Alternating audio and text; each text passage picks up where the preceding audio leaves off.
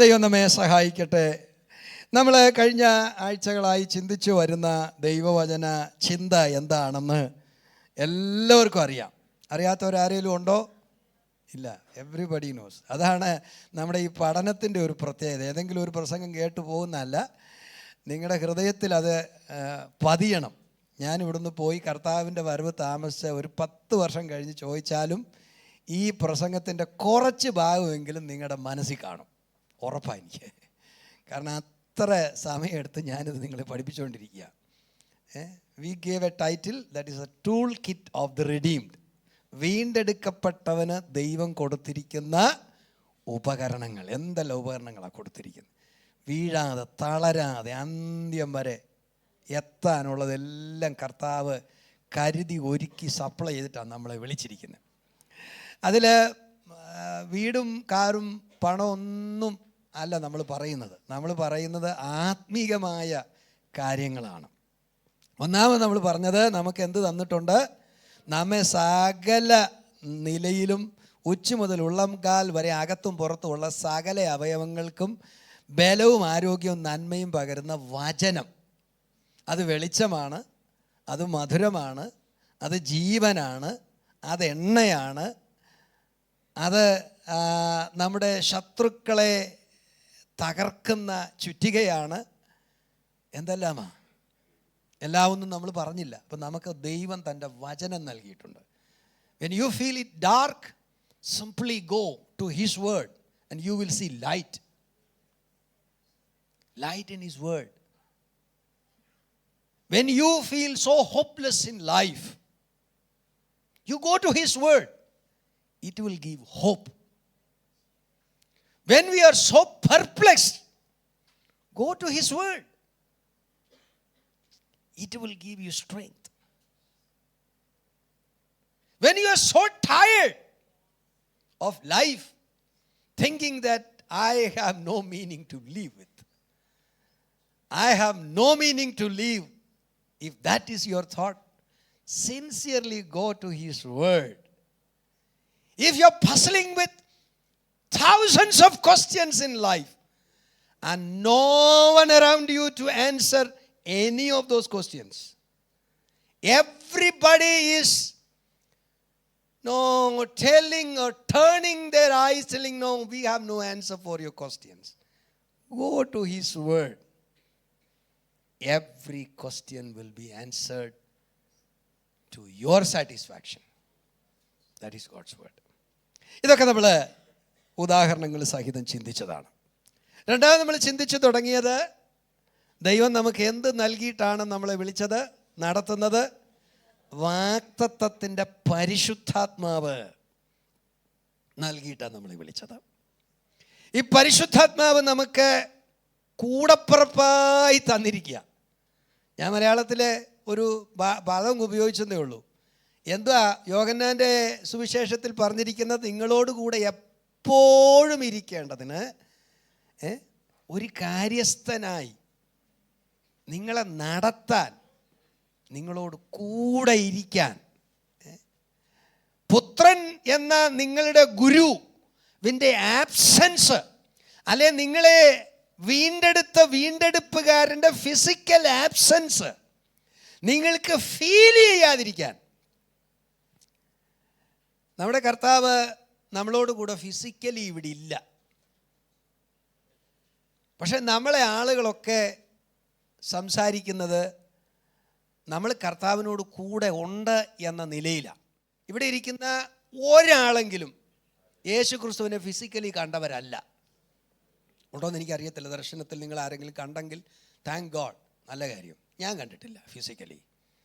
പക്ഷെ എൻ്റെ കർത്താവ് എന്നോട് കൂടെ ഉണ്ടെന്ന് ഞാൻ ഉറപ്പായിട്ട് പറയാൻ എനിക്ക് ബലം നൽകുന്ന ഒരാളുടെ പേര് പരിശുദ്ധാത്മാവ്. അപ്പം അവൻ്റെ ഫിസിക്കൽ പ്രസൻസ് ഇല്ലെങ്കിലും അവൻ്റെ ഫിസിക്കൽ പ്രസൻസ് ഉള്ളതുപോലെ അവൻ്റെ വചനങ്ങളെ, അവൻ്റെ സാന്നിധ്യത്തെ നമുക്ക് ഓർപ്പിച്ചുണർത്തി നമ്മെ നടത്താൻ എന്നും നമ്മോട് കൂടെ ഇരിക്കുന്ന, അതുകൊണ്ടാണ് ഞാൻ ആ പദം ഉപയോഗിച്ച് കൂടപ്പിറപ്പായിട്ട്. കൂടെ ഇരിക്കുന്നവനാണ് പരിശുദ്ധാത്മാവ്. നമുക്ക് ആ പരിശുദ്ധാത്മാവിൻ്റെ ഗൈഡൻസ്, പ്രസൻസ്, ആ പരിശുദ്ധാത്മാവ് നമുക്ക് നൽകുന്ന ബലം, അതില്ലാതെ നമ്മുടെ ക്രിസ്തീയ ജീവിതം സാധ്യമല്ല.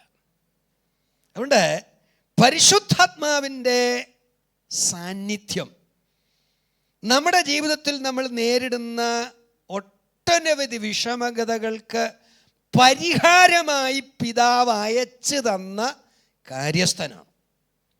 എന്താണ് ഈ കാര്യസ്ഥൻ നമ്മുടെ ക്രിസ്തീയ ജീവിതത്തിൽ തരുന്നത്? എന്താ അതിൻ്റെ അനുഗ്രഹങ്ങൾ, എന്താ അതിൻ്റെ നന്മ? അതൊക്കെ നമ്മൾ അല്പാൽപമായിട്ടൊക്കെ ചിന്തിച്ചു. നമ്മൾ ഇന്ന് യോഹന്നാൻ്റെ സുവിശേഷം 14-ാം അധ്യായം 26-ാം വാക്യം കുറിവാക്യമായി വായിച്ച് നമ്മുടെ ചിന്തയിലേക്ക് നമ്മൾ കടക്കുകയാണ്. ഇതിനു മുൻപ് നമ്മൾ യോഹന്നാൻ്റെ സുവിശേഷം 16-ാം അധ്യായത്തിൽ ചില വാക്യങ്ങൾ വായിച്ചതാണ്. അത് വീണ്ടും വായിപ്പിക്കുന്നില്ല. കർത്താവിൻ്റെ ശിഷ്യന്മാർ കർത്താവിൻ്റെ ആരോഹണ സമയത്ത് പരിശുദ്ധാത്മാവെന്ന വാഗ്ദത്തം കൊടുക്കുന്ന സമയത്ത് പറഞ്ഞ കാര്യങ്ങളെക്കുറിച്ചൊക്കെ നമ്മൾ കഴിഞ്ഞ ആഴ്ച ചിന്തിച്ചതാണ്. അവരുടെ കൺസേണും അവരുടെ വറീസും, ഞങ്ങൾ എങ്ങനെ ജീവിക്കും, ഞങ്ങൾ എങ്ങനെ മുന്നോട്ട് പോകും, നിൻ്റെ രാജ്യം, നീ പ്രോമിസ് ചെയ്ത രാജ്യം എപ്പോൾ വരും, അത് വരുന്നതിൻ്റെ അടയാളം എന്തുവാ, ഇങ്ങനെ അവർക്ക് ഒത്തിരി കൺസേൺസും വറീസും ക്വസ്റ്റ്യൻസും ഉണ്ടായിരുന്നു. കർത്താവ് പറഞ്ഞതിനെല്ലാം ഒറ്റ പരിഹാരമായിട്ട് ഞാൻ ഒരുത്തനെ തന്നിട്ട് പോകാം. പരിശുദ്ധാത്മാവ് നിങ്ങളുടെ മേൽ വരുമ്പോൾ നിങ്ങളുടെ ക്വസ്റ്റ്യൻ എല്ലാം മാറി നിങ്ങൾക്ക് ശക്തി ലഭിക്കും. മുന്നോട്ട് പോകാനുള്ള വഴിയുടെ ദൈർഘ്യമോ ചെയ്തു തീർക്കാനുള്ള ജോലിയുടെ വിഷമതയൊന്നും നിങ്ങൾക്ക് ഭാരമായി തോന്നാത്ത നിലയിൽ നിങ്ങൾക്ക് ശക്തി പകരുന്ന ഒരുത്തനെ ഞാൻ നിങ്ങൾക്ക് തന്നിട്ടാ പോകുന്നത്. അതുകൊണ്ട് ഇതെപ്പോൾ നടക്കും, എങ്ങനെ വരും എന്നതിനെക്കുറിച്ച് ചോദ്യം ചോദിച്ചുകൊണ്ടിരിക്കേണ്ട. എന്നോട് കേട്ട വാഗ്ദത്തത്തിന് വേണ്ടി യെരൂശലേമിൽ കാത്തിരിക്കുക. ഇതാണ് നമ്മൾ കഴിഞ്ഞ ആഴ്ച പറഞ്ഞ് അവസാനിപ്പിച്ച കാര്യം. അപ്പോൾ കർത്താവ് പറഞ്ഞു, നിങ്ങൾ അതിനുവേണ്ടി കാത്തിരുന്നാൽ ഞാൻ നിങ്ങൾക്ക് അയച്ചു തരും, നിങ്ങൾ നിറയും, നിങ്ങൾ പ്രാപിക്കും. അത് നിങ്ങൾ പ്രാപിച്ചാൽ 14:26. അപ്പം രണ്ട് കാര്യം ആ പദങ്ങളിൽ നമ്മൾ ശ്രദ്ധിക്കണം. ഒത്തിരി കാര്യങ്ങൾ അതിലേക്ക് നമുക്ക് ശ്രദ്ധിക്കാൻ പറ്റത്തില്ല. രണ്ട് കാര്യം ഞാനൊന്ന് ഓർപ്പിക്കുക. ഞാൻ നിങ്ങളോട് പറഞ്ഞ കാര്യങ്ങളെയെല്ലാം ഓർമ്മിപ്പിച്ചു തരും. നമുക്ക് കർത്താവ് പറഞ്ഞ പല കാര്യങ്ങളും നമുക്ക് ഓർമ്മയില്ലാതെ പോകുമ്പം ഓർമ്മപ്പെടുത്തി തരും, അല്ലേ? നമ്മൾ മറ്റു പലതിലേക്കൊക്കെ നമ്മുടെ ശ്രദ്ധ ഇങ്ങനെ പോകുമല്ലോ. വചനം വേണ്ട രീതിയിൽ വിശ്വസിക്കാതെ, വാഗ്ദത്തം വേണ്ട രീതിയിൽ വിശ്വസിക്കാതെ കർത്താവ് പറഞ്ഞതിനെയൊക്കെ അങ്ങ് മറന്നുപോകും. കർത്താവ് ഭൂമിയിൽ ആയിരുന്ന സമയത്തെ അവർ മറന്നുപോയിട്ടുണ്ട് പലതും. പല കാര്യങ്ങൾ കർത്താവ് ഉയർത്തെഴുന്നതിന് ശേഷം അവർ ഓർത്തെടുത്തെന്നൊക്കെ പറയുന്നുണ്ട്. ചില കാര്യങ്ങളൊക്കെ നമ്മൾ വേഗത്തിൽ മറന്നുപോകും. മറന്നുപോയാലുള്ള പ്രശ്നം എന്നാണെന്നറിയാമോ? കർത്താവ് നമുക്ക് ധൈര്യം പകരാനും ബലം പകരാനും ഊർജം പകരാനും ഒക്കെ പറഞ്ഞ പല വാക്കുകളും നമ്മൾ മറന്നുപോയാൽ നമ്മുടെ ആത്മീയ ജീവിതത്തിൽ ശക്തി നഷ്ടപ്പെട്ടു പോകും. അത് ഓർക്കണം. അത് ഓർത്തില്ലെങ്കിൽ, ഞാനതിനെ ഒരു ചെറിയ ഇൻസിഡൻറ്റ് മാത്രം പറഞ്ഞ്, അത് എൻ്റെ നോട്ടിൽ ഞാൻ ഉൾപ്പെടുത്തിയ വിഷയമല്ലെങ്കിലും അത് പറയാനൊരു പ്രേരണ ഉള്ളതുകൊണ്ട് ഞാനങ്ങ് പറയുക. കർത്താവ് 5 അപ്പത്തെ കൊണ്ട് 5000 പേരെ പോഷിപ്പിച്ചു. എന്നിട്ട് എത്ര കൊട്ട നിറച്ചെടുത്തു? 12 കൊട്ട നിറച്ചെടുത്തു. അത് കഴിഞ്ഞ് കർത്താവ് അവരെ നിർബന്ധിച്ചു. ഞാൻ ആ സന്ദേശം ഇവിടെ പറഞ്ഞിട്ടുണ്ടോന്ന് എനിക്ക്, നിർബന്ധിച്ച് അവരെ അക്കരയ്ക്ക് അയച്ചു. വഴിയിൽ വെച്ച് എന്തുണ്ടായി? കാറ്റും കോളും എല്ലാം ഉണ്ടായി. കാറ്റും കോളും ഉണ്ടായപ്പോൾ അവരുടെ കണ്ണിൻ്റെ മുമ്പിൽ വെച്ച് 5 അപ്പം 2 മീനും വർദ്ധിച്ച് 5000 പേർക്ക് തൃപ്തിയായി കഴിക്കുന്ന നിലയിൽ സംഭവിച്ചവരെ കണ്ണുകൊണ്ട് കണ്ടതാ. ഒത്തിരി മണിക്കൂറൊന്നും ആയില്ല, കുറച്ച് മണിക്കൂറുകളെ ആയുള്ളൂ. അവരുടെ ജീവിതത്തിൽ ഒരു പ്രതിസന്ധി നേരിട്ടു. അപ്പോൾ അവർ അന്യോന്യം എന്തുവാ പറയേണ്ടിയേ? എടാ, ഈ 5 അപ്പം കൊണ്ട് 5000 പേരെ പോഷിപ്പിച്ചവൻ്റെ മുമ്പിൽ ഈ കാറ്റ് എന്തുണ്ടടാ എന്ന് പറഞ്ഞ് ഒന്നിച്ചല്ലേ നിൽക്കേണ്ടിയേ? പക്ഷെ അവരാ കാര്യം ഇത് ഞാൻ പറഞ്ഞതല്ല, അപ്പത്തിൻ്റെ സംഗതി അവർ മറന്നുപോയി എന്നല്ലേ ആ പറഞ്ഞ് അവസാനിപ്പിക്കുമ്പം കാറ്റിനെയും കടലിനെയും ശാസിച്ച് പത്രോസിനെ കടലിൽ മേൽ നടത്തിയൊക്കെ കഴിഞ്ഞിട്ട് അവസാന വാക്ക് അവിടെ പറയുന്നത് അവരപ്പത്തിൻ്റെ സംഗതി അത് മറക്കാതിരുന്നിരുന്നെങ്കിൽ ഈ കാറ്റിനെ ജയിക്കായിരുന്നു. ഈ കാറ്റിലെ ഇത്രയും കണ്ട് ഭയപ്പെടേണ്ടായിരുന്നു. ഈ കാറ്റിൻ്റെ മുമ്പിൽ നമ്മുടെ അവിശ്വാസം മുഴുവൻ വെളി വരത്തില്ലായിരുന്നു. ഈ കാറ്റിൻ്റെ മുമ്പിൽ നമ്മുടെ ഭയം മുഴുവൻ വെളി വരത്തില്ലായിരുന്നു. എന്താ ഈ ഭയം മുഴുവൻ വെളി വന്നതിൻ്റെ കാര്യം എന്നാ? ഏതാ മറന്നേ? അപ്പത്തിൻ്റെ സംഗതി മറന്നുപോയി. അപ്പം ചിലത് മറന്നാൽ നമ്മുടെ ജീവിതത്തിൽ വലിയ പ്രശ്നമാണ്. ചിലത് ദൈവം ഓർപ്പിച്ചുകൊണ്ടിരിക്കും. അത് ഓർക്കുമ്പോൾ നമുക്കൊരു ബലമാണ്. ഇന്നലകളിൽ അവൻ പറഞ്ഞത്, ഇന്നലകളിൽ അവൻ ചെയ്തത്, ഇന്നലകളിൽ എനിക്ക് വേണ്ടി അവൻ ഇറങ്ങിയത്, ഇന്നലകളിൽ എനിക്ക് വേണ്ടി കരം നീട്ടിയത്, അത് ഓർക്കുമ്പോഴാണ് നമുക്ക് ബലം വന്നേ. അത് മറന്ന പിശാച് തിരമാലയിട്ട് നമ്മളെ ഭയപ്പെടുത്തും. അത് മറന്ന് നമ്മളെ മുക്കിക്കളയാൻ ശ്രമിക്കും. അവൻ്റെ ആഗ്രഹം അത് മറക്കണമെന്നാ. മണിക്കൂറുകൾക്കുള്ളിൽ അവരതെല്ലാം അങ്ങ് മറന്നുപോയി. അതുകൊണ്ട് ഇവരുടെ ഈ മറവി രോഗം കർത്താവിന് അറിയാവുന്നതുകൊണ്ട് കർത്താവ് പറഞ്ഞു, ഞാൻ പറഞ്ഞത് പലതും നിങ്ങൾ എന്തു ചെയ്യും? മറക്കും. അതുകൊണ്ട് മറവി രോഗത്തിനൊരു ചികിത്സയായിട്ട് ഞാനൊരു സാധനത്തിന് തന്നിട്ട് പോകാം. അവൻ ഇടയ്ക്കിടയ്ക്ക് നിങ്ങളെ ഓർപ്പിച്ചുകൊണ്ടിരിക്കും. അതാ ഇന്നും പരിശുദ്ധാത്മാവ് ഇവിടെ ചെയ്യുന്നത്, ദൈവവചനത്തിലൂടെ നിങ്ങളോട് ചെയ്യുന്നത്. അവൻ ഓർപ്പിക്കുകയാണ്, ധൈര്യപ്പെട്, ബലപ്പെട്, കൈവിടത്തില്ലെന്ന് അവൻ പറഞ്ഞിട്ടുണ്ട്, ഉപേക്ഷിക്കത്തില്ലെന്ന് അവൻ പറഞ്ഞിട്ടുണ്ട്, നിന്റെ കഷ്ടതയിൽ നീ താണു പോകത്തില്ലെന്ന് അവൻ പറഞ്ഞിട്ടുണ്ട്. ആമേൻ. അപ്പൊ നമ്മുടെ ഈ മറവി രോഗത്തിന് ഒരു ചികിത്സയായിട്ട് ഈ സാധനം തന്നേക്കുക. ആദ്യം നമ്മൾ പറഞ്ഞു നമ്മുടെ ചോദ്യങ്ങൾക്കൊക്കെ പരിഹാരമായിട്ട് പരിശുദ്ധാത്മാവിനെ തന്നിരിക്കുക. രണ്ടാമത് ഞാൻ പറയുന്നു, നമ്മൾ പലതും മറന്നു പോകുന്നവരാ.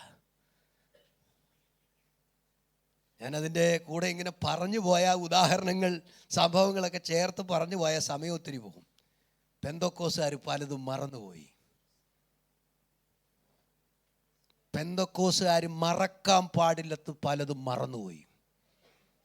നമ്മളെ നടത്തിയ നമ്മുടെ ഒരു കർത്താവ്, ഇതിൻ്റെ ആരംഭ നാളുകളിൽ നമ്മുടെ പിതാക്കന്മാരോട് കൂടെ ഇരുന്ന് നമ്മളെ ഉയർത്തിയ ഒരു കർത്താവ്, ഒന്നുമില്ലായ്മയുടെ നാളുകളിൽ നമ്മോട് കൂടെ ഇരുന്ന് നമ്മെ ബലപ്പെടുത്തിയ ഒരു കർത്താവ്, അന്ന് നമുക്ക് പുകഴാനും പ്രശംസിക്കാനും പറയാനും പലതുമില്ലാതിരുന്ന സമയത്ത്, സമൂഹം നമുക്ക് അനുകൂലമല്ലാതിരുന്ന സമയത്ത്, ആരും നമ്മളെ പിന്തുണയ്ക്കാനില്ലാതിരുന്ന സമയത്ത്, സകലരും നമ്മെ പരിഹസിച്ച സമയത്ത് നമ്മെ പിടിച്ചു നിർത്തിയ ഒരു ദൈവമില്ലേ?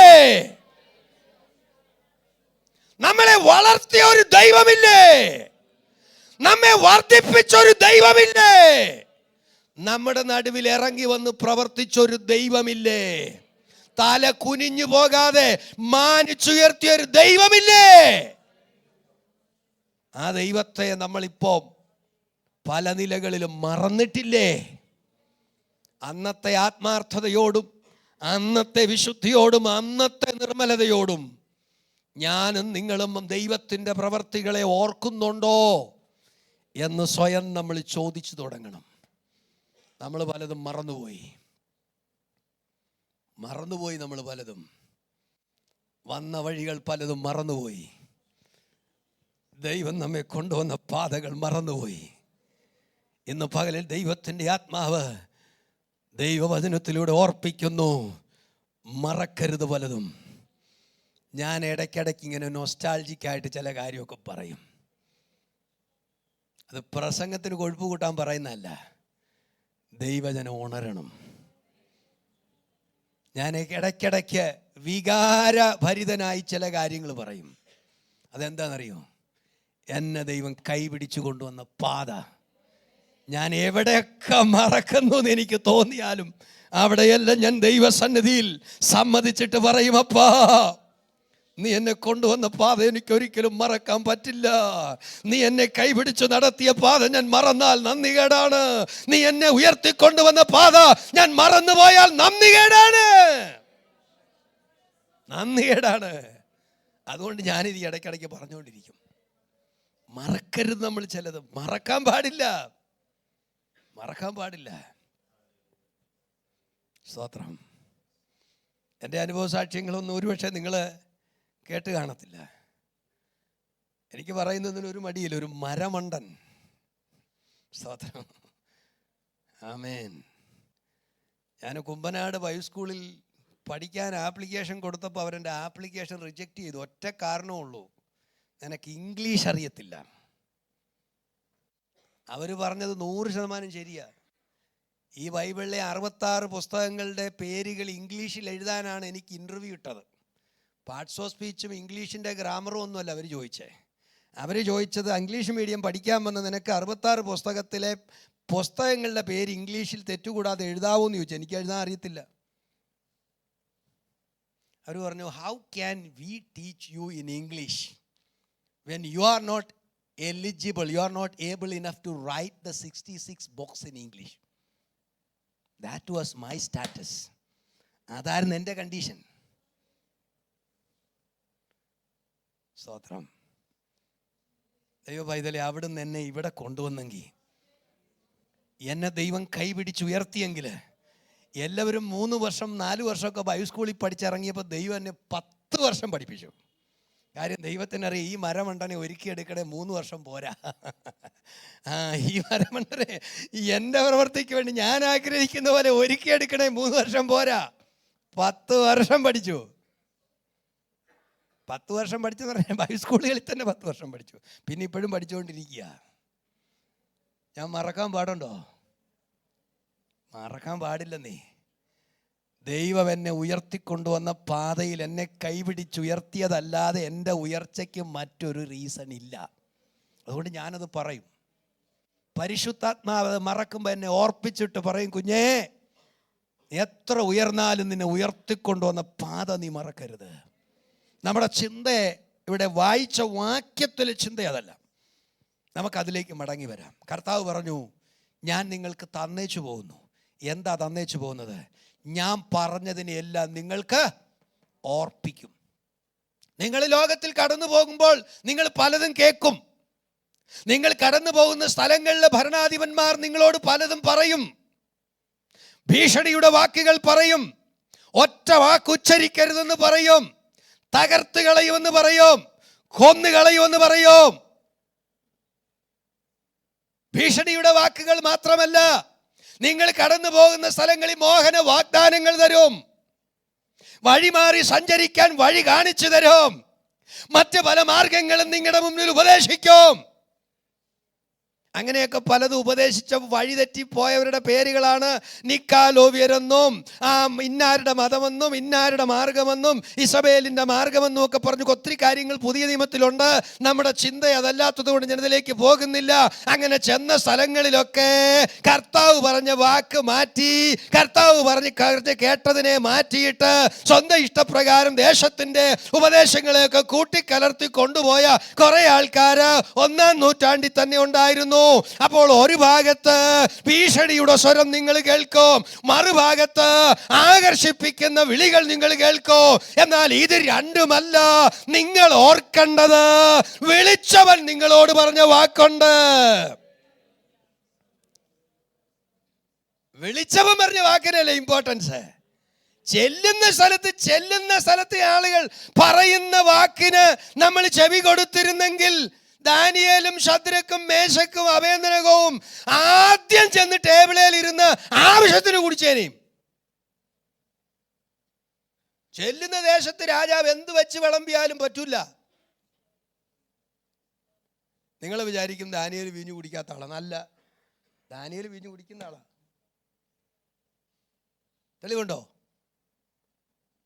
തെളിവുണ്ടോ? പഴയ നിയമത്തിലെ വീഞ്ഞാണ്. ഇവിടുത്തെ ആരാക് ഷോപ്പിലെ കാര്യമല്ല ഞാൻ പറഞ്ഞേ.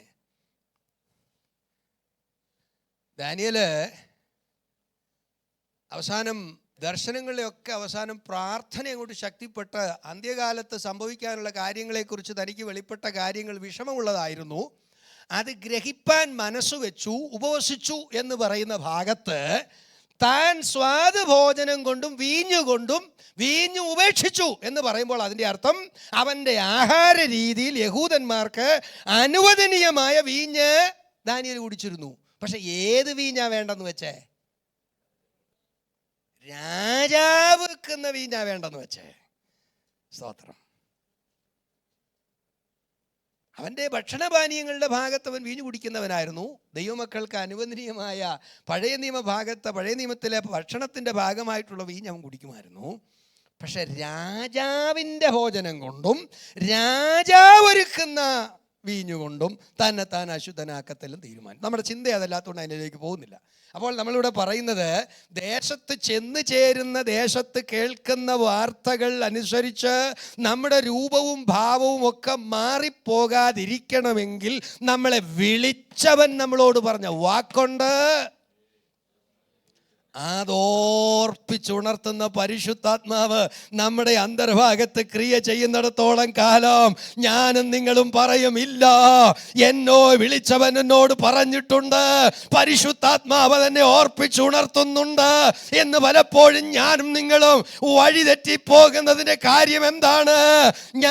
നമ്മെ പഠിപ്പിച്ച ഉപദേശത്തെ, ദൈവത്തിൻ്റെ ദാസനായ പൗലോസ് ലേഖനത്തിൽ തിമോത്തിയോസിനോടും തൻ്റെ ശിഷ്യന്മാരായ തീത്തോസിനോടും ഒക്കെ പറയുന്ന ഭാഗങ്ങൾ നമ്മൾ വായിച്ചാൽ കാണും, കേൾക്കാൻ കഴിയും. നീ ആരോട് പഠിച്ചു എന്ന് ഓർത്തുകൊള്ളുക.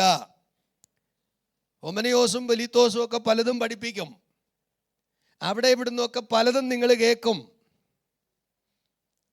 ഭീഷണിയുടെ വാക്ക് കേട്ടെന്നിരിക്കും, തകർത്ത് കളയുമെന്ന് പറഞ്ഞെന്നിരിക്കും, മോഹന വാഗ്ദാനങ്ങൾ തന്നെന്നിരിക്കും. ഇതിനേക്കാളൊക്കെ നല്ല കൺവിൻസിങ് ആയിട്ട് കാര്യങ്ങൾ പറഞ്ഞു തരാൻ നല്ല കഴിവുള്ളവർ നമ്മളോട് സംസാരിച്ചെന്നിരിക്കും. പക്ഷേ അതിൻ്റെയൊക്കെ നടുവിൽ നമ്മളോട് സംസാരിക്കുന്ന സംഭാഷണം എത്ര കൺവിൻസിങ് ആയി തോന്നിയാലും അരുമ ശിഷ്യന്മാരാരും വാഗ്ദോരണിയുടെ പുറകെ പോയില്ല. കാര്യം അവരുടെ അന്തർഭാഗത്ത് അവരുടെ അരുമനാഥൻ അവരോട് അത് സമയങ്ങളിൽ പറഞ്ഞ കുറെ കാര്യങ്ങൾ പരിശുദ്ധാത്മാവ് ഓർപ്പിച്ചുണർത്തിയത് കൊണ്ട് അവരാരും തെറ്റിപ്പോകാതെ ദൈവകൃപയിൽ നിന്ന് അന്ത്യത്തോളം ജീവൻ ബലി കൊടുക്കേണ്ടി വന്നിട്ടും അതിനുവേണ്ടി നിന്നതിന്റെ ഒരൊറ്റ കാര്യം, അവരുടെ അകത്ത് കർത്താവ് പറഞ്ഞ വചനങ്ങളെ ഓർപ്പിച്ചുണർത്തുന്ന ഒരു പരിശുദ്ധാത്മാവ് ക്രിയ ചെയ്തുകൊണ്ടിരുന്നു. ഇന്ന് പകൽ എന്നെ കേൾക്കുന്ന ദൈവ പൈതലേ, ഞാനും നിങ്ങളും കർത്താവിൻ്റെ വരവ് വരെ വിശ്വസ്തയോടും വിശുദ്ധിയോടും അവൻ്റെ വരവിനെ നോക്കി പാർക്കുന്നവരെങ്കിൽ, വഴി തെറ്റാതെ എത്തണമെങ്കിൽ എനിക്കും നിങ്ങൾക്കും കൂടെ പാർക്കാൻ ഒരുവൻ വേണം. ആരാണ്?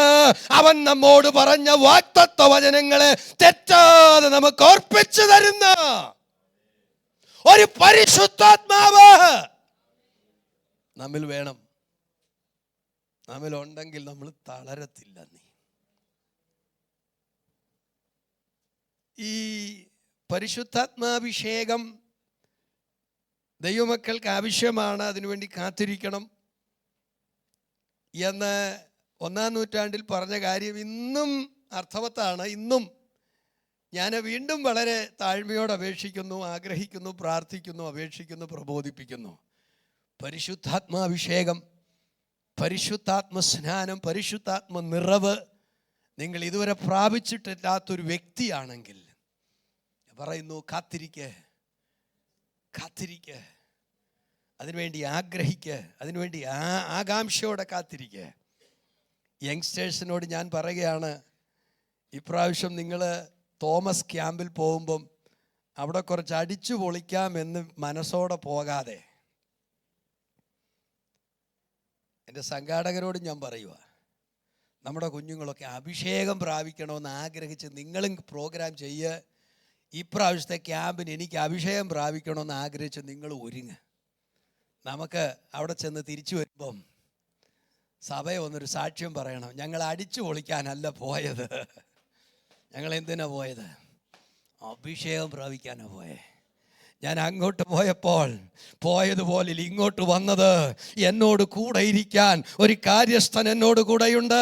എൻ്റെ അധരങ്ങളിൽ ചലിക്കുന്ന ഒരു ശക്തി, എൻ്റെ ഹൃദയങ്ങളെ നിറയ്ക്കുന്ന ഒരു വെളിച്ചം, അത് പ്രാപിച്ചിട്ടാണ് ഞാൻ മടങ്ങി വന്നതെന്ന് പറയത്തക്ക നിലയിൽ ആഗ്രഹിച്ചൊരുങ്ങി പോകുന്ന കുഞ്ഞുങ്ങളെ, യുവതി യുവാക്കന്മാരെ, കാത്തിരിക്കുന്നവരെ അവൻ നിറയ്ക്കും.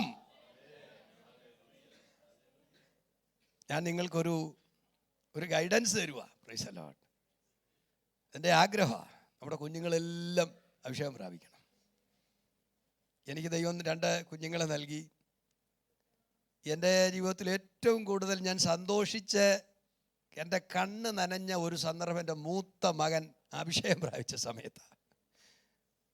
ഇന്നും അത് പറയുമ്പോൾ എനിക്ക് വലിയ എന്തോ ഒരു സങ്കടത്തോടു കൂടിയ വേദനയാണ്.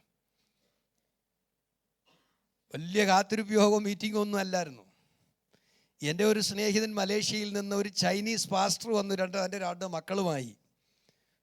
തീപ്പൊരി പ്രസംഗവും അല്ല, കാത്തിരിപ്പ് യോഗം നടത്തുന്ന ആളുമല്ല, പ്രവാചകനുമല്ല. But he came to our Bible school. I was doing a Bible school. I was running a Bible school in Coimbatore those days. എൻ്റെ മകനെന്ന് വളരെ എനിക്കൊന്ന് 8-ലോ 9-ലോ കണ്ട് പഠിക്കുന്നേ ഉള്ളൂ, ചെറിയ പ്രായമാണ്. അദ്ദേഹത്തിൻ്റെ 2 മക്കളും നല്ല ഗിറ്റാറിസ്റ്റാണ്. ഇംഗ്ലീഷിൽ അറിയാവുന്ന ചില പാട്ടുകളെല്ലാം പാടി ഇങ്ങനെ ആരാധിച്ചുകൊണ്ടിരുന്ന സമയത്ത് കുഞ്ഞുങ്ങളെല്ലാം ആത്മനിറവിന് വേണ്ടി അദ്ദേഹം പ്രോത്സാഹിപ്പിച്ചു. അതെൻ്റെ മകൻ പരിശുദ്ധാത്മ നിറവോടെ ദൈവത്തെ ആരാധിക്കുന്ന കണ്ടപ്പം ഞാൻ സന്തോഷിച്ചു. അവൻ PhD എടുത്തോ ഡോക്ടറായോ ഒന്നും എനിക്ക് വിഷയമല്ല. ദൈവം അനുവദിക്കുന്നില്ലവനൊക്കെ ചെയ്തോളും. ദൈവ പൈതലേ, നമ്മുടെ ഹൃദയത്തിൻ്റെ ഉള്ളിൽ ഒരു വാഞ്ച വേണം. എൻ്റെ തലമുറ കർത്താവിനെ അറിയണം. എൻ്റെ തലമുറ പരിശുദ്ധാത്മാഭിഷേകം പ്രാപിക്കണം. എൻ്റെ തലമുറ കർത്താവിനെ സേവിക്കണം. സ്തോത്രം. സത്യം പറഞ്ഞാൽ ഇന്ന് എൻ്റെ മനസ്സിൽ വല്ലാത്തൊരു ദുഃഖമുണ്ട്. അത് തുറന്നു പറയുന്നതുകൊണ്ട് ഒരു പക്ഷേ നിങ്ങൾ എങ്ങനെ എടുക്കുമെന്ന് എനിക്കറിയത്തില്ല. എൻ്റെ 2ാമത്തെ മകൻ ഈ പട്ടണത്തിലുണ്ട്. പക്ഷെ അവന് ആരാധനയ്ക്ക് സംബന്ധിക്കാൻ പറ്റുന്നില്ല. എന്നെ രാവിലെ തൊട്ട് അസ്വസ്ഥപ്പെടുത്തിക്കൊണ്ടിരിക്കുക. അവനവൻ്റെ കമ്പനിയുടെ ആവശ്യത്തിന് വേണ്ടി ഒരു ഇതിനു വേണ്ടി വന്നിരിക്കുക, ഒരു റിക്രൂട്ട്മെൻറ്റിന് വേണ്ടി വന്നിരിക്കുക. ഞാൻ അവനോട് പറഞ്ഞു, ഞായറാഴ്ചയല്ലേ പപ്പ, നോ ചോയ്സ്. ശനി ഞായർ 2 ദിവസം റിക്രൂട്ട്മെൻറ്റ്. എന്നെ വല്ലാതെ വേദന പിടിച്ചുകൊണ്ടിരിക്കുക. കാരണം എന്താ, ഒരാരാധന മുടക്കി അവൻ ഞായറാഴ്ച ജോലി ചെയ്യണോ? സ്തോത്രം. ഞാൻ അവനോട് പറയാനിരിക്കുക, കുഞ്ഞെ, നിന്നെ പഠിപ്പിക്കാനുള്ള പണം എനിക്ക് ദൈവമാണ് തന്നെ.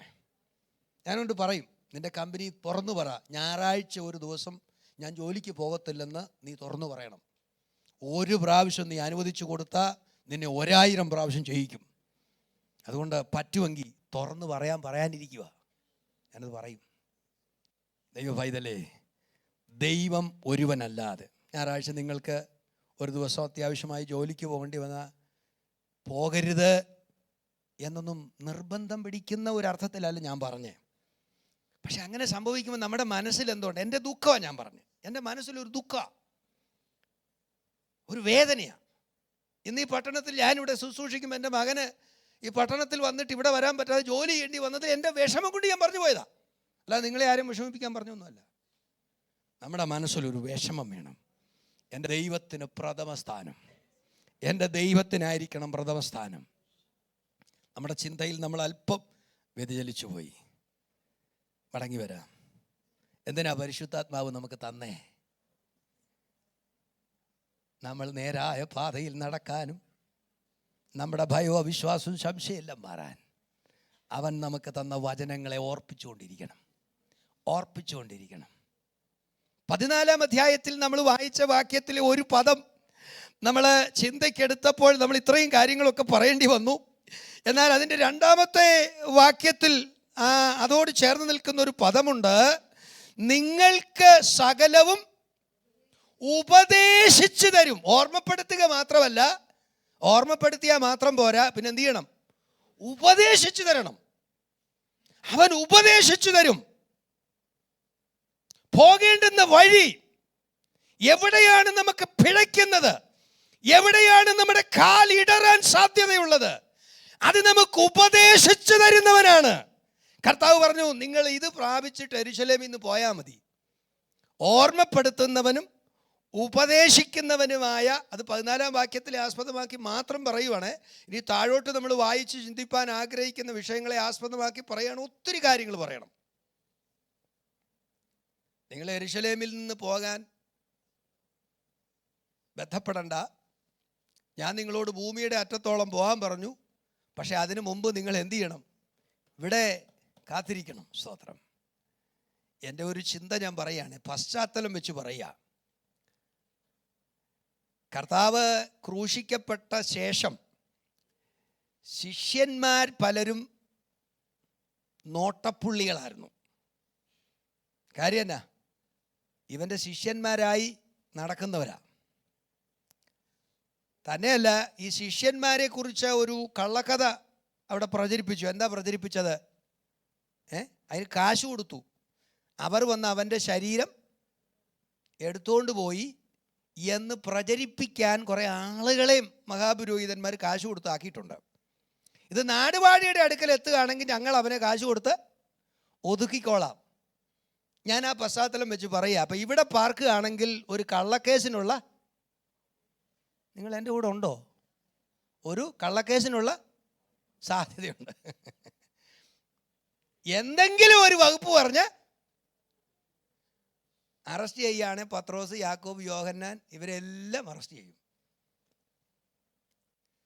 അപ്പോഴാ കർത്താവ് പറയുന്നേ, നിങ്ങൾ ഭൂമിയുടെ അറ്റത്തോളം പൊക്കോളാൻ. അപ്പോൾ രണ്ടും ഏകദേശം കള്ളക്കേസിൽ പെടും. എന്നാൽ പിന്നെ ഭൂമിയുടെ അറ്റത്തോളം പോകാൻ കർത്താവ് പറഞ്ഞല്ലോ. എന്നാൽ പിന്നെ ഇന്ന് തന്നെ യെരൂശലേം അങ്ങ്, നിങ്ങൾ എന്നോട് കൂടെ ഇല്ലേ? ഇന്ന് തന്നെ യെരൂശലേമിൽ നിന്ന് അങ്ങ് മുങ്ങിയേക്കാം. കർത്താവ് പറഞ്ഞു, അങ്ങനെ മുങ്ങിയാ നിങ്ങൾ ഭൂമിയുടെ അറ്റത്തെത്തത്തില്ല. അങ്ങനെ യെരൂശലേം വിട്ട് ഭയപ്പെട്ട് ഓടിപ്പോകുന്ന കാര്യമല്ല ഞാൻ പറഞ്ഞേ. പിന്നെ എന്താ? നിന്നെ കള്ളക്കേസിൽ കൊടുക്കാൻ, നിന്നെ അറസ്റ്റ് ചെയ്യാൻ കാത്തിരിക്കുന്ന ആളുകൾ യെരൂശലേമിൽ കാണും. എന്നാൽ ഇതൊക്കെ ഒന്ന് ഒതുങ്ങി തീരുന്നവരെ കുറച്ച് നാളത്തേക്കൊന്ന് ഒളിവിപ്പോയേക്കാം എന്ന് വിചാരിച്ച് ഒളിവിപ്പോകുകയും വേണ്ട. ഇവിടെ തന്നെ നിൽക്കണം. ഇവിടെ തന്നെ നിൽക്കണം. പിന്നെയും കുറേ നാള് ഭയപ്പെടുത്തുന്ന അവരെ അറസ്റ്റ് ചെയ്യാനോ അവരെ ശിക്ഷിക്കാനോ കൊല ചെയ്യാനോ ഒക്കെ കാത്തിരിക്കുന്ന റോമ ഗവർണറും മഹാപുരോഹിതന്മാരും ഉള്ള അതേ സ്ഥലത്ത് ഭയപ്പെട്ടോടാനല്ല കർത്താവ് പറഞ്ഞത്. ഇവിടെ തന്നെ നിന്നിട്ട് നിങ്ങൾ എന്ത് ചെയ്യണം? കാത്തിരിക്കണം. ആർക്ക് വേണ്ടി കാത്തിരിക്കണം? നിങ്ങളെ ഉപദേശിക്കുന്ന, നിങ്ങളെ ഓർമ്മപ്പെടുത്തുന്ന, നിങ്ങളെ ശക്തീകരിക്കുന്ന, നിങ്ങളെ ബലം നൽകുന്ന, നിങ്ങളുടെ ഭയങ്ങളെ മാറ്റുന്ന പരിശുദ്ധാത്മാവിന്റെ ശക്തിക്ക് വേണ്ടി കാത്തിരിക്കുക. ദൈവമക്കളെ, നമ്മുടെ ജീവിതത്തിലൊക്കെ പ്രതിസന്ധികൾ വരുമ്പം സാഹചര്യങ്ങളെ വിലയിരുത്തി ഒരുപക്ഷെ ഒഴിഞ്ഞോടിപ്പോകാനൊക്കെ നമുക്ക് തോന്നും. മനുഷ്യ സഹജമാണ്. എന്നാൽ അങ്ങനെയുള്ള സന്ദർഭത്തിൽ അയ്യോ ഞാൻ ഇങ്ങനെ തുടർന്നാൽ എന്താകുമെന്ന് പറഞ്ഞ് ഭയന്ന് ഓടിപ്പോകുന്നതിന് പകരം ദൈവസന്നിധിയിൽ താണിരുന്ന് അവൻ്റെ ശക്തി നിന്റെ മേൽ വരുവോളം, അവൻ്റെ ബലം നിന്റെ മേൽ വരുവോളം, അവൻ്റെ കൃപ നിന്റെ മേൽ ചൊരിയുവോളം, അവൻ നിന്നെ ശക്തീകരിക്കുവോളം, പ്രതിസന്ധിയുടെ നടുവിൽ നീ കാത്തിരുന്ന, നിന്നെ അറസ്റ്റ് ചെയ്യുമെന്ന് നീ ഭയപ്പെട്ട മഹാപുരോഹിതന്റെ അടുക്കൽ ചെന്ന് അവൻ്റെ മുഖത്ത് നോക്കി വിരൽ ചൂണ്ടിക്കൊണ്ട് പറയും, ഇല്ല ഞാൻ ഭയപ്പെടത്തില്ല നിന്നെ. സാഹചര്യം നോക്കിയാൽ എന്തേലും റീസൺ പറഞ്ഞ് ഓടിപ്പോവുക നല്ലത് യെരൂശലേമിൽ നിന്ന്. പക്ഷെങ്കിൽ ശക്തി പ്രാപിച്ചോണ്ടേ യെരൂശലേമിൽ തന്നെ നിന്ന് അറസ്റ്റ് ചെയ്യുമെന്ന് പേടിച്ച മഹാപുരോഹിതനെ നോക്കി പറയുക, നിങ്ങൾ എന്തെല്ലാം പറഞ്ഞാലും ഞങ്ങൾ ആ നാമത്തിൽ ഇനിയും പ്രസ്താവിക്കും, ഞങ്ങൾ ആ നാമത്തിൽ സൗഖ്യമാക്കും. അപ്പോൾ അവർ വിചാരിക്കേടാ അറസ്റ്റ് ചെയ്യാൻ വേണ്ടി കാത്തിരുന്ന നമ്മളെ വിരൽ ചൂണ്ടിക്കൊണ്ട് ഇവൻ പറയുന്നത് കേട്ടോണ്ടേ അവർ ഇവൻ്റെ ധൈര്യം കാണുകയാലും ഇവർ സാധാരണ ആളുകളാകയാലും മഹാപുരോഹിതന്മാർ മൂപ്പന്മാരും എല്ലാം നടുങ്ങിപ്പോയി. ഒന്നും ചെയ്യാൻ പറ്റുന്നില്ല. പകലിൽ എന്നെ കേൾക്കുന്ന ദൈവ പൈതലേ, ആ ദൈവ സാന്നിധ്യം നമ്മുടെ മേലൊന്ന് ഇറങ്ങിയാൽ, ആ ദൈവകൃപയുടെ വ്യാപാരം നമ്മുടെ മേൽ ഇറങ്ങിയാൽ, നിനക്കെതിരെ നിൽക്കുന്ന ഒരു ശക്തിയും നിന്നെ തകർത്ത് കളയുമെന്ന് വാദിക്കുന്ന ഒരു ദുഷ്ടപ്പോരും നിന്നെ തകർക്കത്തില്ല. അതിൻ്റെ നടുവിൽ നിന്നെ ശക്തീകരിക്കുന്ന, അതിൻ്റെ നടുവിൽ അവന്റെ വാഗ്ദത്തം ഓർപ്പിക്കുന്ന, അതിൻ്റെ നടുവിൽ നിന്നെ നേർവഴിക്ക് ഉപദേശിച്ച് നടത്തുന്ന വാഗ്ദത്തത്തിന്റെ പരിശുദ്ധാത്മാവ്. ആമേൻ, ആമേൻ, ആമേൻ. ആത്മനിറവുള്ള ദൈവമക്കൾ, ആത്മാവിൽ ആരാധിപ്പാൻ ആഗ്രഹിക്കുന്ന ദൈവജനം, അല്പസമയം കർത്താവിനെ സ്തുതിച്ചിട്ട് പറ, ദൈവമേ നിന്റെ ആത്മാവിന്റെ ആ നിറവ്, ദൈവമേ നിന്റെ ആത്മാവിന്റെ ആ തീയ്, ദൈവമേ നിന്റെ ആത്മാവിന്റെ ആ ബലം. Glory, glory, glory, glory. എല്ലാ തരങ്ങളും തുറന്ന് കർത്താവിന് മഹത്വം കൊടുത്താട്ട്, ദൈവത്തെ സ്തുതിച്ചാട്ട്, ദൈവത്തെ മഹത്വപ്പെടുത്തിക്കാട്ട്. Glory, glory, glory, glory, glory. യേശുവിന്റെ രക്തം, കാൽവരി രക്തം, കാൽവരി രക്തം, കാൽവരി രക്തം.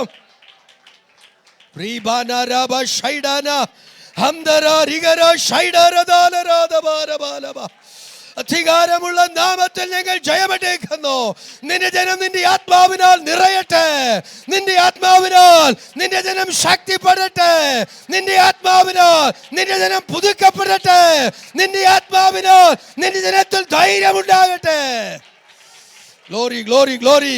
രോഗങ്ങൾക്ക് സൗഖ്യമുണ്ടാകട്ടെ. ദൈവപ്രവർത്തികൾ വെളിപ്പെടട്ടെ. ശത്രുവിന്റെ പടയോട്ടങ്ങൾ തകർന്നു പോകട്ടെ. റീബാനാബ ഷൈഡാര ഹംദര ദിരാര ഷൈഡര ദിവാരൗഡ പ്രവരാരിര ശംദര ദിരാദ ബാലബ. Oh glory, glory, glory, glory, glory. ഞങ്ങൾ നിന്നെ സ്തുതിക്കുന്നു, ഞങ്ങൾ നിന്നെ ആരാധിക്കുന്നു, ഞങ്ങൾ നിന്നെ വാഴ്ത്തുന്നു. ലോ ഹല്ലേലൂയ. ധിമാനാര ഷൈഡര ഹംദര ദിരാര ഷൈഡര ദിലാര ദാബാലബ ബാബ. ആമേൻ. സ്തോത്രം. ഹല്ലേലൂയ, ഹല്ലേലൂയ. കർത്താവിന്റെ മഹത്വം. ആമേൻ. നമ്മെ ഓർമ്മപ്പെടുത്തുന്ന, നമ്മെ ഉപദേശിക്കുന്ന പരിശുദ്ധാത്മാവിനെയാണ് നമുക്ക് കൂടെ ഇരിക്കാൻ കർത്താവ് തന്നിരിക്കുന്നേ. എന്തൊക്കെയാ ഓർമ്മപ്പെടുത്തുന്നേ? ഞാൻ നിങ്ങളോട് പറഞ്ഞ വചനം ഓർമ്മപ്പെടുത്തും എന്ന് നമ്മൾ 14:26 ആസ്പദമാക്കി ചിന്തിച്ചു. ഇനി നമ്മളെ ഓർമ്മപ്പെടുത്തുന്നത് എന്താണ്? റോമാലേഖനം 8:16 നമുക്ക് എല്ലാവർക്കും അറിയാവുന്ന ഒരു വാക്യമാണ്. വേഗത്തിലൊന്ന് വായിച്ച് അതിൽ നിന്ന് 1-2 ചിന്തകൾ പറഞ്ഞ് ഞാനിപ്പോൾ അവസാനിപ്പിക്കും. നമ്മുടെ സൺഡേ സ്കൂൾ PYP സംബന്ധിച്ചുള്ള അനൗൺസ്മെൻറ്റുകളൊക്കെ നടത്തേണ്ടതുണ്ട്. പ്രാർത്ഥിച്ച് അവസാനിപ്പിക്കുന്ന സമയത്ത് ആ വാക്യം ഒന്ന് വായിച്ച് നമ്മൾ പറഞ്ഞു വന്ന ചിന്തയുടെ തുടർച്ച ഒന്ന് പറഞ്ഞ് ഞാൻ അവസാനിപ്പിക്കാം.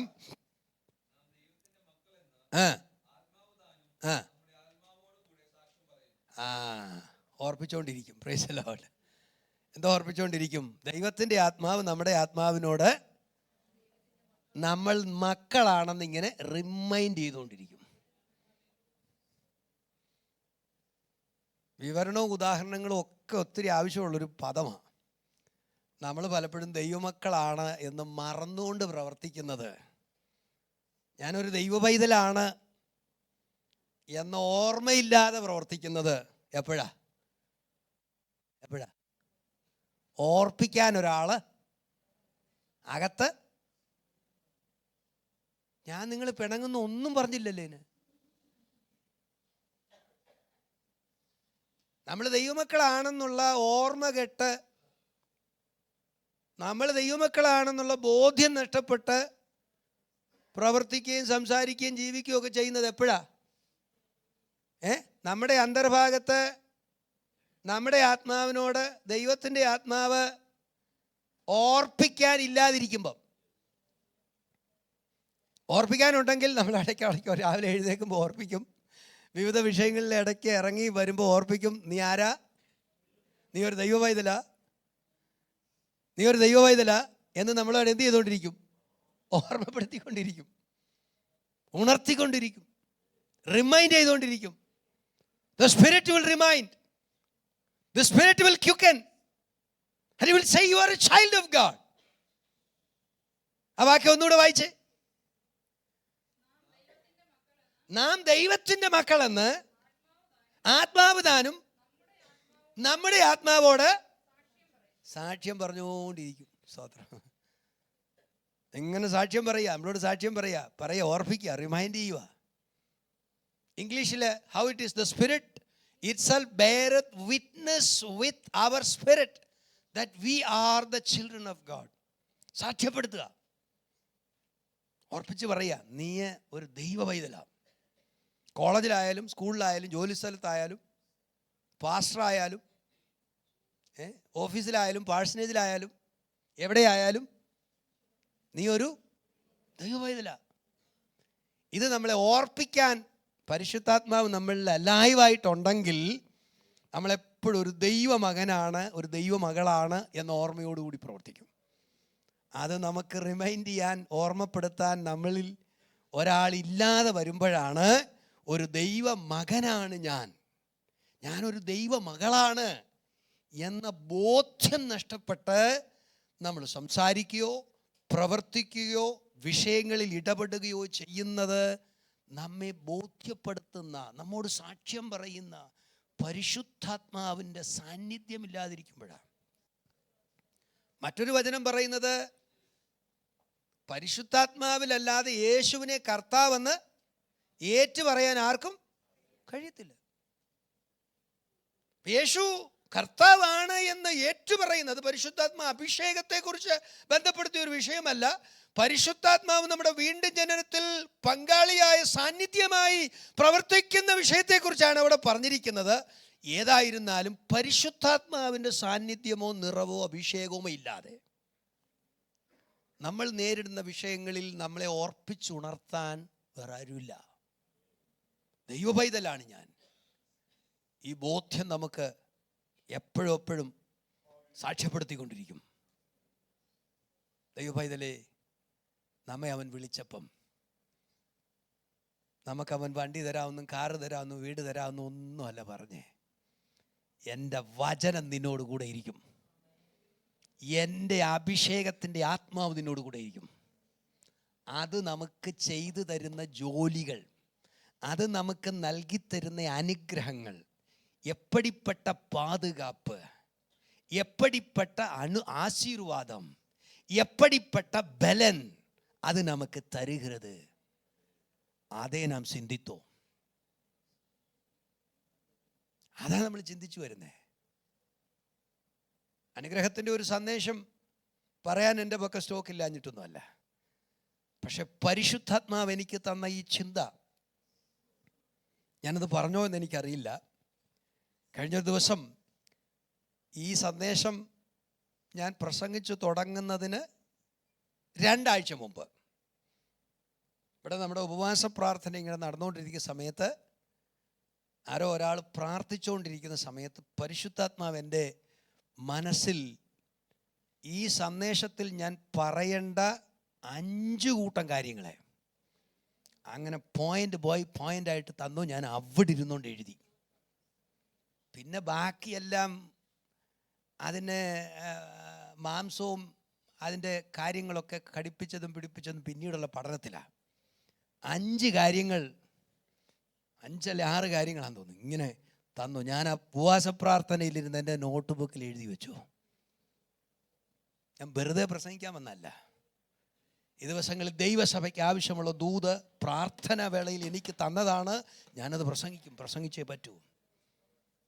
എന്നെയും നിന്നെയും അന്ത്യം വരെ കൊണ്ടെത്തിക്കാൻ ഇതിലൊരെണ്ണം പോലും ബലഹീനനായി പോകരുത്, ഇതിലൊരെണ്ണം പോലും നഷ്ടപ്പെട്ടു പോകരുത്, ഇതിലൊരെണ്ണം പോലും ദൈവകൃപ വിട്ടകലരുത്, ഇതിലൊരെണ്ണം പോലും ദൈവ പൈതലെന്ന് മറന്ന് പ്രവർത്തിക്കരുത്, ഇതിലൊന്നുപോലും ദൈവസന്നിധിയിൽ അകന്നു പോകാതിരിക്കണമെങ്കിൽ ഞാനും നിങ്ങളും ഈ നാളുകളിൽ അറിഞ്ഞിരിക്കേണ്ട ദൂത് അവൻ ആത്മാവിൽ നമുക്ക് തന്നോർമ്മപ്പെടുത്തുന്നു.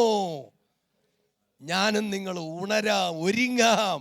കർത്താവിൻ്റെ വരവടുത്തു. ദൈവമക്കളെ, എല്ലാ കണ്ണുകളും ദൈവസന്നിധിയിൽ അടച്ചാട്ട് ഈ ദിവസങ്ങളിൽ പരിശുദ്ധാത്മാവിൻ്റെ നിറവിലും നിയോഗത്തിലോ അവൻ നമുക്ക് ഓർപ്പിച്ചുണർത്തുമ്പോൾ ശത്രുവിനെ ഭയമില്ലാതെ, ഒന്നിനെയും ഭയമില്ലാതെ വചനത്തിന്റെ വെളിച്ചലും പരിശുദ്ധാത്മാവിന്റെ നിറവിലും നമുക്ക് ഓടാം, നമുക്ക് നിൽക്കാം, നമുക്ക് പൊരുതാം, കർത്താവിന്റെ വരവിന് വേണ്ടി കാത്തിരിക്കാം. ഈ ചിന്തകളും വചനങ്ങളും നമ്മുടെ ഈ ദിവസങ്ങളിൽ നമുക്ക് ബലം പകർന്ന് കർത്താവിൻ്റെ വരവിന് വേണ്ടി നമ്മെ മുന്നോട്ട് നടത്തട്ടെ എന്ന് ആശിച്ചും പ്രബോധിപ്പിച്ചുകൊണ്ട് ഞാൻ എൻ്റെ വാക്കുകളെ ചുരുക്കുന്നു. ദൈവം നമ്മെ അനുഗ്രഹിക്കട്ടെ.